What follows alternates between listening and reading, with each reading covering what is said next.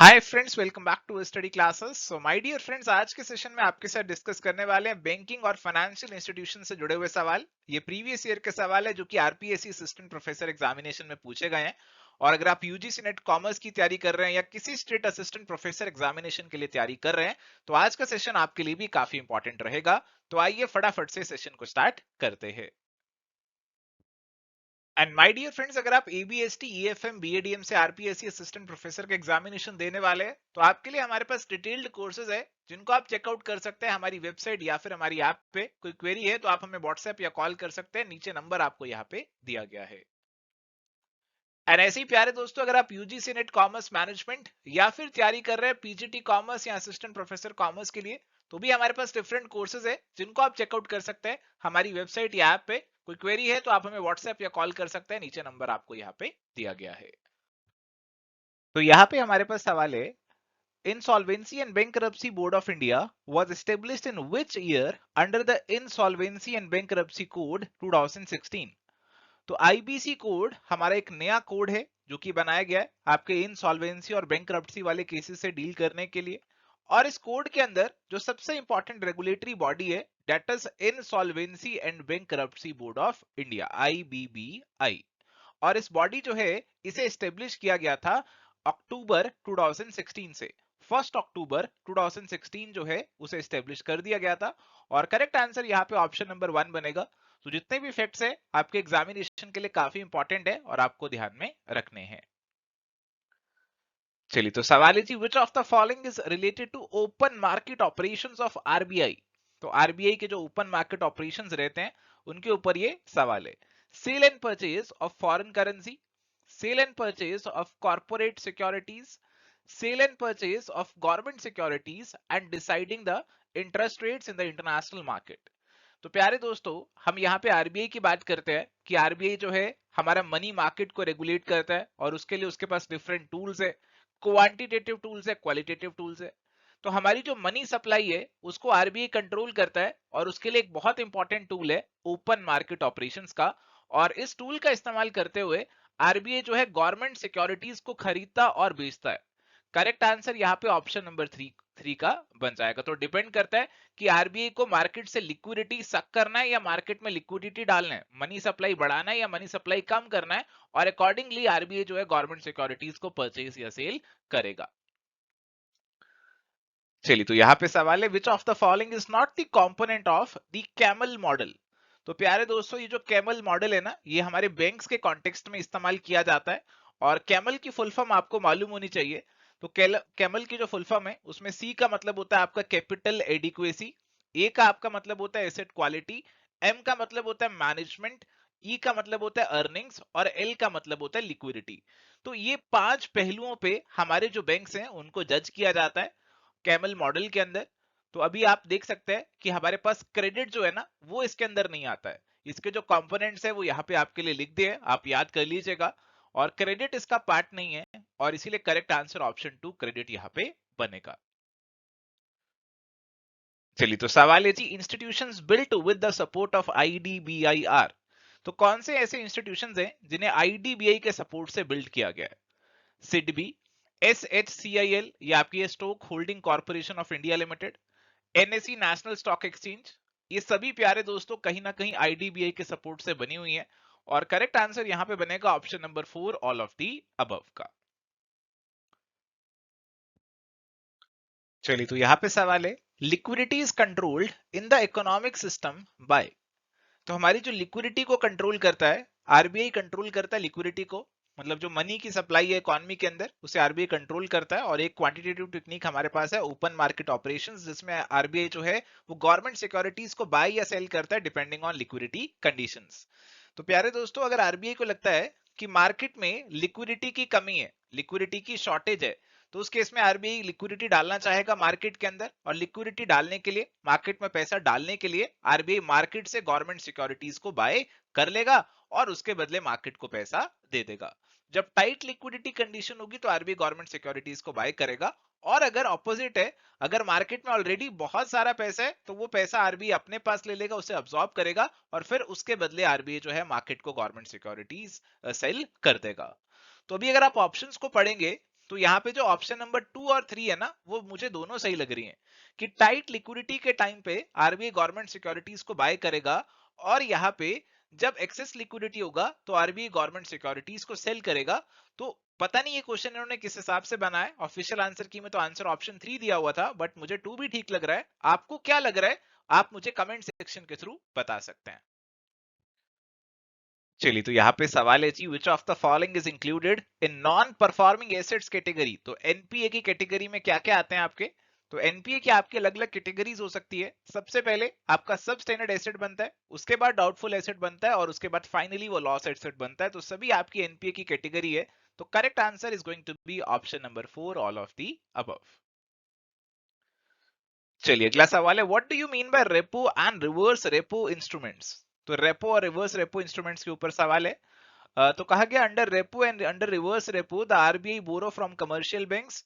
तो अगर हम रेपो और रिवर्स रेपो की बात करते हैं, और अगर ये बात हमारी चल रही है आरबीआई और कमर्शियल बैंक्स के कॉन्टेक्स्ट में, तो रेपो बेसिकली हमारी होती है रीपर्चेज ऑब्लिगेशन। और रेपो यहाँ पे जरूरी नहीं है कि हमेशा आरबीआई और कमर्शियल बैंक्स के बीच में होगा, कि नॉर्मल ट्रांजेक्शन भी कोई रेपो ट्रांजेक्शन की फॉर्म में हो सकता है। बट जब भी नॉर्मली बात करी जाती है तो हम बैंक्स को एज्यूम कर लेते हैं कि आरबीआई और कमर्शियल बैंक्स के बीच में यहाँ पे लेन देन हो रहा है। तो अभी क्या है कि जब आरबीआई को कमर्शियल बैंक्स को पैसे देने हैं, तो यहाँ पे वो रेपो रेट पे उनको पैसे यहाँ पे दे देता है। तो रेपो रेट वो रेट है जिसपे आरबीआई कमर्शियल बैंक्स को पैसे दे रहा है। कमर्शियल बैंक्स यहाँ पे अपनी सिक्योरिटीज जो है, गवर्नमेंट सिक्योरिटीज सरकार के पास गिरवी रखता है, और आरबीआई से उनको पैसा मिल जाता है रेपो रेट पे। बट अगर कमर्शियल बैंक्स के पास ज्यादा पैसा है, उन्हें वो पैसा आरबीआई के पास रखना है, तो फिर उस केस में वो पैसा आरबीआई के पास रख सकते हैं एट रिवर्स रेपो रेट। ये रेट आपका रेपो रेट से कम होता है। ठीक है, तो यहाँ पे रेपो के अंदर जो है, हम कह सकते हैं कि आरबीआई कमर्शियल बैंक्स को लेंड करता है, और रिवर्स रेपो के अंदर आरबीआई कमर्शियल बैंक से पैसे लेता है, बोरो करता है, ऐसा कह सकता है। तो करेक्ट आंसर यहाँ पे ऑप्शन नंबर 3 का बन जाएगा। चलिए, अगला सवाल है, hybrid of debt and preferred stock finance is known as. तो डेट और प्रेफर्ड स्टॉक फाइनेंस का हाइब्रिड किसे बोला जाएगा, सवाल आपसे ये पूछ रहा है। और प्यारे दोस्तों, इस सवाल का जो आंसर है, इट इज मेजेनाइन फाइनेंसिंग। और मेजेनाइन फाइनेंसिंग पे एक 5 मिनट सीरीज का लेक्चर भी आपका बना हुआ है, तो आप उसे भी जरूर देख सकते हैं। उससे आपको ये वाला कंसेप्ट ज्यादा अच्छे से क्लियर हो जाएगा। तो इसके अंदर वैसे तो डेट होता है हमारा, बट डेट होल्डर के पास राइट होता है कि वो इक्विटी में कन्वर्ट कर सकता है अगर कोई डिफॉल्ट वगैरह यहाँ पे होता है। डिटेल में आप 5 मिनट सीरीज हमारा चेकआउट करेंगे हमारे यूट्यूब चैनल पे।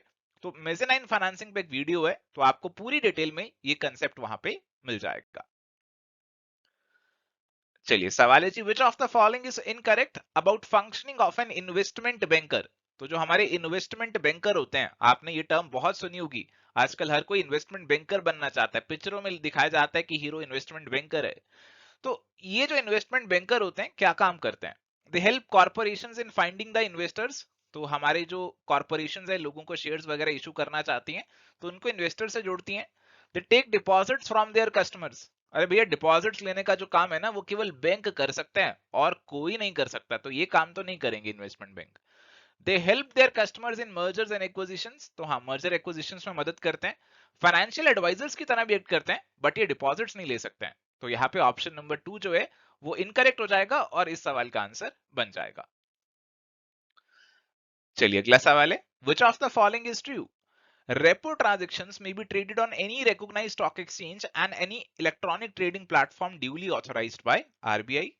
Repo transaction may be traded between two parties, one of whom should be a banking entity. Repo transactions must have RBI as one entity. All of the above. So my dear friends, ये जो repo word है ना, ये एक generic term है। हम generally repo use कर लेते हैं जब बैंक्स, आरबीआई और कमर्शियल बैंक्स की बात होती है। हम यूज करते हैं कि रेपो और रिवर्स रेपो रेट पे यहाँ पे उनका लेन देन होने वाला है पैसों का। बट जो रेपो वर्ड है, एक जेनरिक टर्म है। तो रेपो का मतलब होता है रीपर्चेज एग्रीमेंट। तो ऐसा रीपर्चेज एग्रीमेंट कोई भी किसी के साथ भी कर सकता है, और इसको लेकर आरबीआई की अलग से डायरेक्शंस भी हैं कि कोई भी रेपो ट्रांजैक्शन करना चाहता है तो कर सकता है। उसके लिए उसने एलिजिबल पार्टिसिपेंट्स की लिस्ट भी दी है आरबीआई ने, कि कोई रेगुलेटेड एंटिटी है, कोई लिस्टेड कॉर्पोरेट है, अनलिस्टेड कंपनी जो कुछ कंडीशंस पूरी कर देती है, जो ऑल इंडिया फाइनेंशियल इंस्टीट्यूशंस है आपके, जैसे नबार्ड, एक्सिम बैंक वगैरह, और कोई और एंटिटी जो कि आरबीआई द्वारा अप्रूव्ड है। ये सारी एंटिटीज आपके रेपो एग्रीमेंट्स जो है वो यहाँ पे कर सकते हैं। तो रेपो एक जेनरिक टर्म है, और इसके अंदर नॉर्मली क्या होगा कि कोई सिक्योरिटीज को गिरवी रखा जाएगा जिसके बदले आपका लेन देन यहाँ पे पैसों का हो जाएगा। तो जरूरी नहीं है कि ये हर बार आरबीआई और कमर्शियल बैंक्स के बीच में ही होगा, इसके अलावा भी आपकी रेपो ट्रांजेक्शन हो सकती हैं और ये आरबीआई के रेगुलेशंस के अंदर आती है, आरबीआई के डायरेक्शंस के अंदर आती हैं और उसके अंदर इन पार्टीज को आरबीआई ने अलाउ किया हुआ है कि वो यहाँ पे रेपो ट्रांजेक्शंस में एंटर कर सकती हैं।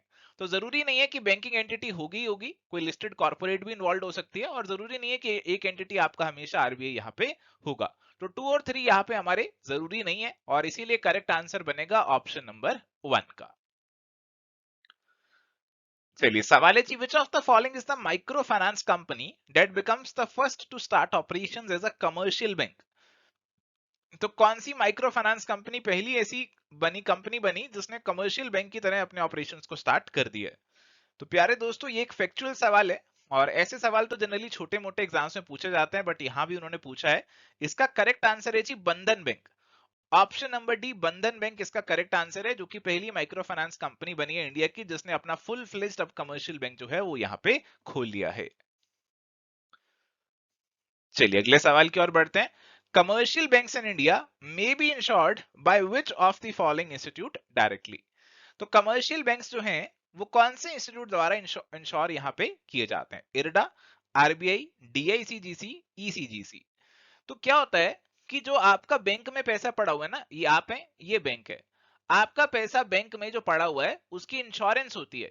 किसके द्वारा होती है इंश्योरेंस? आपकी डीआईसीजीसी के द्वारा होती है, deposit insurance and credit guarantee corporation of India, इसके द्वारा ये इंश्योरेंस होती है।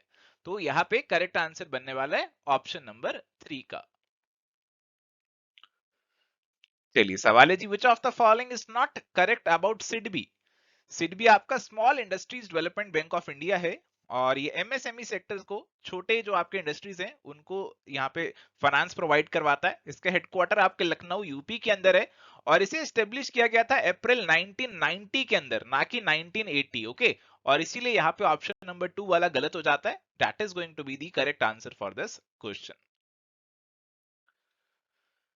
Next question is, which of the following banks is not regulated by RBI? State Bank of Travancore, AU Small Finance Bank, State Bank of Sikkim और Axis Bank। और प्यारे दोस्तों ये जो स्टेट बैंक ऑफ सिक्किम था ना, ये पहले आरबीआई के परव्यू में नहीं आता था, बट अभी रिसेंटली अपडेट आ चुका है कि आरबीआई अब इसे भी रेगुलेट करेगा। हालांकि इस सवाल का आंसर इन्होंने ऑप्शन नंबर 3 दिया, बट अभी ये सिचुएशन चेंज हो चुका है। अभी आरबीआई जो है उसने स्टेट बैंक ऑफ सिक्किम को भी अपने दायरे में ले लिया है और अब स्टेट बैंक ऑफ सिक्किम जो है वो भी आरबीआई द्वारा ही रेगुलेटेड रहेगा। तो अभी के समय में ये सवाल आपका उतना रेलिवेंट नहीं है। चलिए सवाल है, in the situation of no excess reserves what does a bank do. तो बैंक के पास कोई एक्सेस रिजर्व्स नहीं पड़े हुए हैं, तो बैंक क्या करेगा? Borrow reserves from another bank, किसी और से उधार मांग लेगा। Borrow reserves directly from the central bank, central bank से पैसे उधार ले लेगा। Bank set a higher interest rate, तो हायर इंटरेस्ट रेट वाला तो यहाँ पे कुछ जम नहीं रहा है, बट हाँ अगर बैंक को रिजर्व्स की रिक्वायरमेंट है और उसके पास नहीं है तो उस केस में वो बोरो कर सकता है दूसरे बैंक से या फिर डायरेक्टली सेंट्रल बैंक से भी। और यहाँ पे करेक्ट आंसर आप ऑप्शन नंबर 4 को मार्क कर सकते हैं। चलिए तो यहाँ पे हमारे पास सवाल है, what is the full form of BFS. BFS की फुल फॉर्म यहाँ पे हमसे पूछी जा रही है और प्यारे दोस्तों बीएफएस की फुल फॉर्म हमारे पास यहाँ पे है बोर्ड फॉर फाइनेंशियल सुपरविजन। इसे किसने सेटअप किया? इसे यहाँ पे सेटअप किया गया था, आरबीआई के द्वारा ही सेटअप किया गया था 1994 के अंदर। ये अपनी आरबीआई को गाइडेंस देता है फाइनेंशियल सुपरविजन के डिफरेंट एस्पेक्ट्स के ऊपर। और करेक्ट आंसर यहाँ पे ऑप्शन नंबर 2 जो है वो बन जाएगा। तो सवाल वैसे बहुत ही सीधा था, सिंपल फुल फॉर्म आपसे पूछी हुई थी और ये तो आपको पता होनी ही चाहिए। चलिए तो यहाँ पे हमारे पास सवाल है, which of the following is not correct statement? NABARD assistant policy formulation of Government of India, RBI and state governments on the matters related to agriculture credit and rural development। तो बिल्कुल सही है। NABARD refinance to rural financial institutions for investment credit और bracket में लिखा short term loan only. अब यहाँ पे गड़बड़ कर दी, जैसी ओनली वर्ड आ जाए ना तो आपके कान खड़े हो जाने चाहिए। जहां पे ओनली लिख रहा है वहां पे इस ऑप्शन का जो स्कोप है उसे काफी ज्यादा रिस्ट्रिक्ट किया जा रहा है और उस केस में हो सकता है कि ये ऑप्शन आपका सही ना हो। और प्यारे दोस्तों, यहाँ पे जो रीफाइनेंस नाबार्ड प्रोवाइड करता है रूरल फाइनेंशियल इंस्टीट्यूशंस को इन्वेस्टमेंट क्रेडिट के कॉन्टेक्स्ट में, वो आपका यहाँ पे लॉन्ग टर्म भी हो सकता है। तो शॉर्ट टर्म ओनली लिख के यहाँ पे इन्होंने गड़बड़ कर दी है, तो ये लॉन्ग टर्म भी हो सकता है, लॉन्ग टर्म रीफाइनेंस भी हो सकता है। और खैर अगर आप इन्वेस्टमेंट के लिए क्रेडिट प्रोवाइड कर रहे हैं तो इन्वेस्टमेंट के केस में तो लॉन्ग टर्म फाइनेंसिंग ही होनी चाहिए, क्योंकि कोई इन्वेस्टमेंट से रिटर्न आपको जरूरी नहीं है शॉर्ट टर्म में मिल जाएगी, आपको लंबा समय भी यहाँ पे लग सकता है। तो ऑप्शन नंबर 2 ही यहाँ पे गलत होगा। फिलहाल अगले ऑप्शंस भी देख लेते हैं एक बार। NABARD refinance to rural financial institutions for production and marketing credit. NABARD provides loans to state governments for developing rural infrastructure and strengthening of the cooperative credit structure. तो बाकी पॉइंट्स आपके सभी ठीक हैं और ऑप्शन नंबर 2 यहाँ पे आपका करेक्ट आंसर बनेगा, क्योंकि ये सही नहीं है। चलिए सवाल है, विच of the following is the institutional source of rural credit in India. तो अगर रूरल क्रेडिट की बात करें, रूरल एरियाज में क्रेडिट के लिए आपके पास इंस्टीट्यूशनल सोर्सेज भी हैं और आपके पास नॉन इंस्टीट्यूशनल सोर्सेज भी हैं। तो इंस्टीट्यूशनल में तो आपके बैंक्स वगैरह आ जाएंगे और नॉन इंस्टीट्यूशनल में आपके जो लोकल मनी लेंडर्स हैं वो आ जाएंगे। तो हमारे जो कोऑपरेटिव बैंक्स हैं उनको हम इंस्टीट्यूशनल में इंक्लूड कर सकते हैं। तो correct answer would be option number 2। चलिए अगला सवाल बहुत ही सीधा सिंपल सवाल है। Reserve bank of India was established in. तो रिजर्व बैंक ऑफ इंडिया को जो एस्टेब्लिश किया गया था वो किया गया था अप्रैल 1935 के अंदर। तो करेक्ट आंसर यहां पे बनने वाला है जी ऑप्शन नंबर 2 का। चलिए अगला सवाल है, विच of the following is not a banking sector reform in India. तो कौन सा रिफॉर्म इसमें से बैंकिंग सेक्टर से जुड़ा हुआ नहीं है। Act for securitisation and reconstruction of financial assets, तो ये आपका सरफेसी एक्ट है और ये बिल्कुल आपका बैंकिंग सेक्टर से जुड़ा हुआ है। Act for prevention of money laundering, तो मनी तो जुड़ी ही बैंकिंग सेक्टर से होती है। D regulation of the interest rates, तो इंटरेस्ट रेट भी आपके सीधे सीधे बैंकिंग सेक्टर से जुड़े हुए हैं। Progressive increase in tax rates, तो आपके जो टैक्स रेट्स का इंक्रीज है वो सीधा सीधा बैंकिंग सेक्टर से जुड़ा हुआ नहीं है। It is basically a taxation reform, it is a fiscal reform. और इसीलिए यहाँ पे करेक्ट आंसर जो बनेगा that is going to be option number 4। चलिए अगला सवाल बहुत ही सीधा सवाल है। NABARD was established on the recommendation of which of the following committee. तो आपको ध्यान रखना है कि जो नबार्ड है उसे 1982 में बनाया गया था on the recommendation of the B Sivaraman committee. तो करेक्ट आंसर यहां पे बनेगा ऑप्शन नंबर 3 का। अगला सवाल, what is the eligible segment for IDBI Dhanvantari loan. अब ऐसे सवाल बहुत ज्यादा स्पेसिफिक हो जाते हैं और इनको पूछने नहीं चाहिए, ये तो जो आईडीबीआई में काम करता होगा शायद उसी को मालूम होगा, बट फिर भी कुछ ना कुछ ऐसे सवाल तो पूछ ही लेते हैं वो। और यहाँ पे जो करेक्ट आंसर है, it is any medical practitioner. तो मेडिकल प्रैक्टिशनर्स के लिए धनवंतरी लोन की जो स्कीम है वो आरबीआई लेकर आई थी, इसे संजीवनी लोन भी बोला जाता है। Which of the following amalgamated with IDBI Limited in 2006? तो IDBI Limited के साथ इनमें से किसका अमलगमेशन हुआ था 2006 के अंदर। एक बहुत इंपॉर्टेंट फैक्ट है जो कि IDBI से जुड़ा हुआ है।